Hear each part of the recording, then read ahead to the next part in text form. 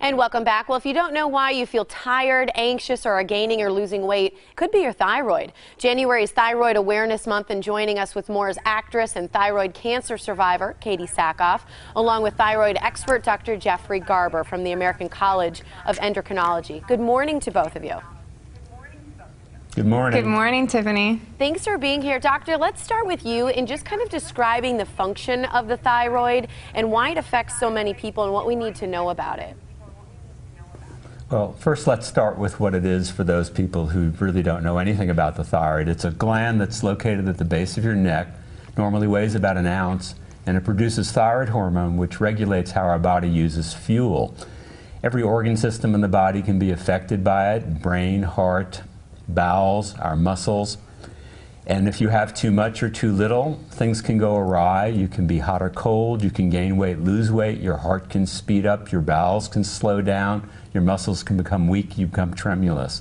So one needs to know about this, because if you're not feeling well and you have these symptoms without another explanation and they persist for a couple of weeks, and particularly if you're at risk for thyroid disease, mostly because there's a family history of it, you should have it checked and ask about it. Your doctor can determine whether you have an overactive or an underactive thyroid with a simple blood test.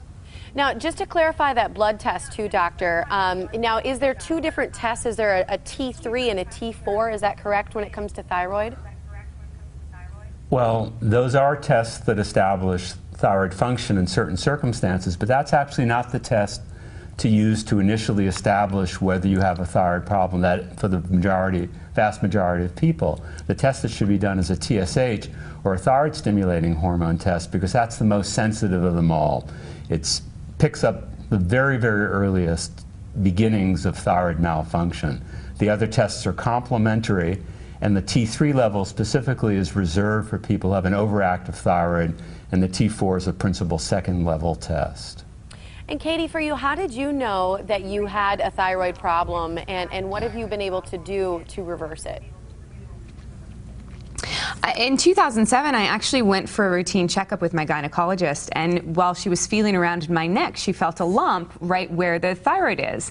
And she referred me to an endocrinologist, and through further investigating, it was determined that I did have thyroid cancer. And the course of action that we chose for myself was to actually remove my thyroid completely, or have a full thyroidectomy. And I did that in 2008, and chose to become dependent on medication, which sounds daunting, but it actually is just one pill every day at the exact same time. And you know, I got confused a lot at the beginning, but the great resource now is thyroidawareness.com, and there's tons of information there about your function and how to treat things, and it's just a great source of information. I think it's great. We ran out of time, but I do want to make sure everybody has that website again. Thank you so much for sharing some information and prompting people to really check out the symptoms that you mentioned. Again, that website is thyroidawareness.com. Have a great day to both of you. Thanks, Tiffany. Thank you. Thank you.